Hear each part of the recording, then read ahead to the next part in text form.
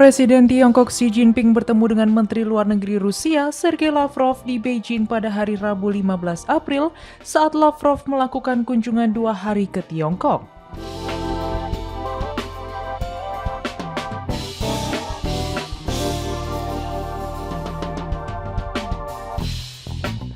Lavrov bertemu Xi di Balai Besar Rakyat Beijing sehari setelah mengadakan pembicaraan dengan Menteri Luar Negeri Tiongkok Wang Yi tentang krisis Ukraina, konflik Amerika Serikat-Iran, dan persiapan untuk pertemuan antara pemimpin Tiongkok dan Rusia akhir tahun ini.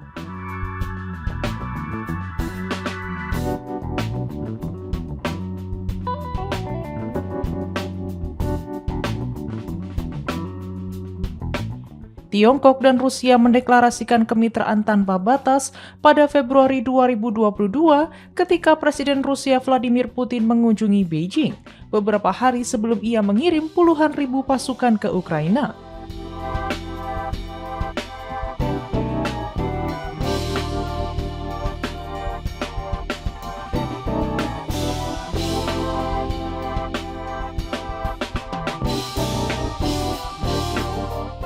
Putin terkadang menggambarkan Tiongkok sebagai sekutu.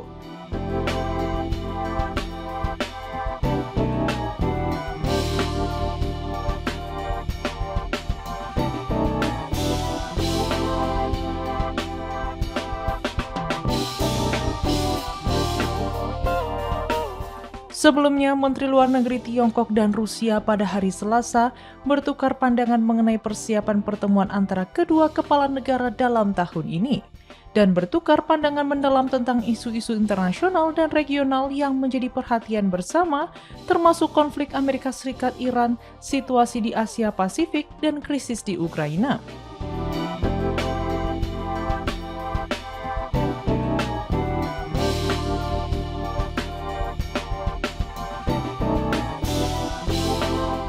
Menteri Luar Negeri Tiongkok Wang Yi mengadakan pembicaraan dengan Menteri Luar Negeri Rusia Sergei Lavrov di Beijing dan mengatakan bahwa situasi internasional saat ini mengalami gejolak yang parah.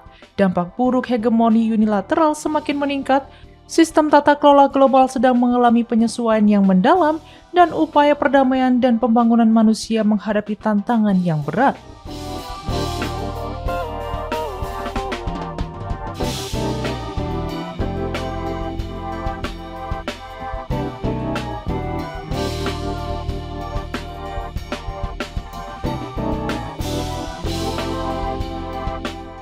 Wang yang juga anggota Biro Politik Komite Sentral Partai Komunis Tiongkok mengatakan bahwa dalam menghadapi lingkungan eksternal yang kompleks dan bergejolak, di bawah perhatian pribadi dan bimbingan strategis kedua kepala negara, hubungan Tiongkok-Rusia tetap teguh dan kerjasama di berbagai bidang tetap kuat dan tangguh.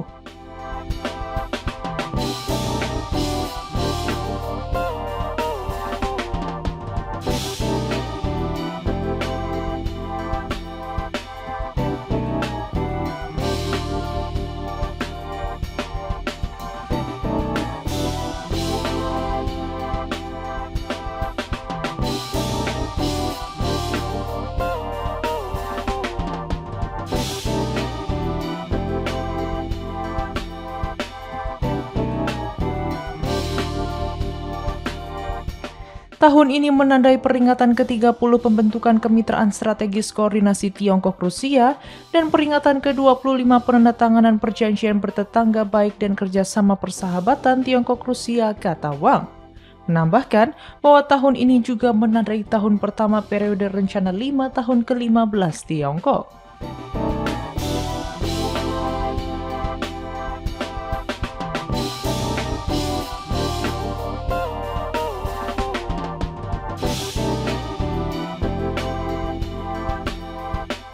Ia mengatakan bahwa Tiongkok dan Rusia harus mengimplementasikan konsensus penting yang dicapai oleh kedua kepala negara.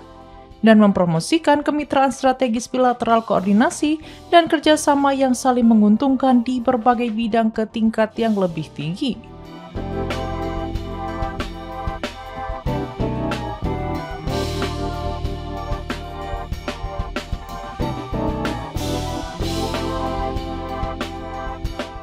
Kedua belah pihak harus meningkatkan kerjasama dalam kerangka kerja multilateral seperti Perserikatan Bangsa-Bangsa, kata Wang. Menambahkan bahwa dengan mengambil peringatan ke-25 pembentukan Organisasi Kerjasama Shanghai sebagai kesempatan, kedua belah pihak harus mengimplementasikan konsensus yang dicapai pada KTT Tianjin dan mendukung Kirgistan dalam menyelenggarakan KTT tahun ini dengan sukses.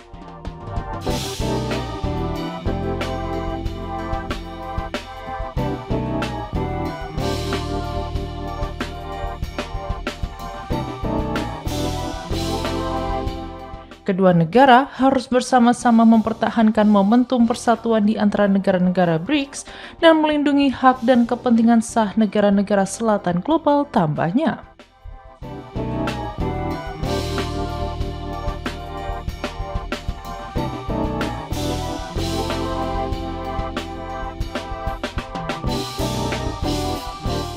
Wang menyerukan kedua belah pihak untuk terus menjaga koordinasi strategis dalam isu-isu internasional dan regional utama, bergandengan tangan untuk mempraktikkan multilateralisme dan moralitas internasional, serta bersama-sama memajukan proses multipolarisasi dunia.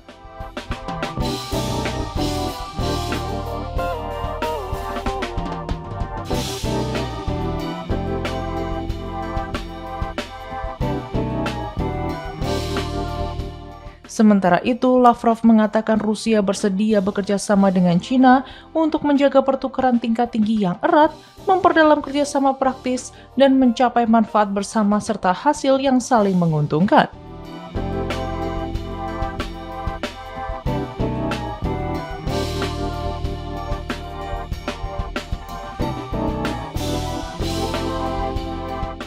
Situasi internasional saat ini menghadapi tantangan berat dan beberapa negara berupaya membentuk lingkaran kecil untuk membendung Rusia dan China, kata Lavrov.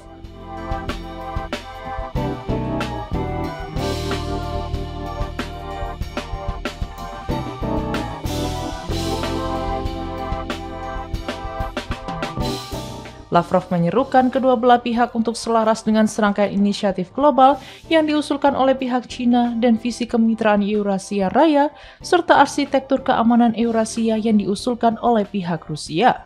Menjaga koordinasi dan kerjasama di platform multilateral dan dalam urusan internasional dan regional, melindungi kepentingan nasional masing-masing, dan bersama-sama menjaga keamanan dan stabilitas sistem internasional.